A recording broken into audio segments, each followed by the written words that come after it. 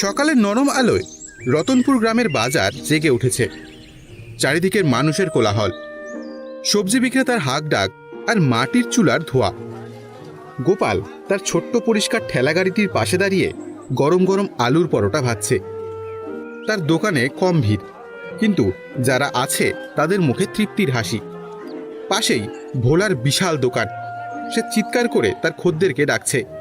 চলে আসুন, চলে আসুন, ভোলার গরম গরম পরোটা একবার খেলে আর ভুলতে পারবেন না। তাড়াতাড়ি চলে আসুন।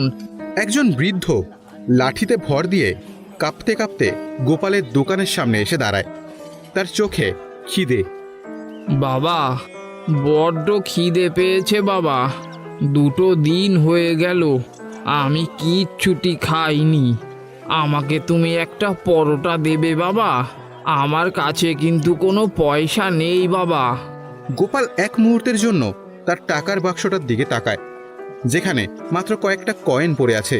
তারপর হেসে বৃদ্ধর দিকে তাকায়। পয়সা লাগবে না বাবা, আপনি বসুন, আমি আপনাকে গরম পরোটা ভেজে দিচ্ছি। গোপাল যত্ন করে একটা পরোটা ভেজে আচার দিয়ে সেই বৃদ্ধর হাতে তুলে দেয়। বৃদ্ধ তাকে আশীর্বাদ করতে করতে খেতে শুরু করে। এই দৃশ্য দেখে পাশ থেকে ভোলা ব্যঙ্গ করে ওঠে। আবার শুরু করলি তুই তোর ভিক্ষা দেওয়ার পালা?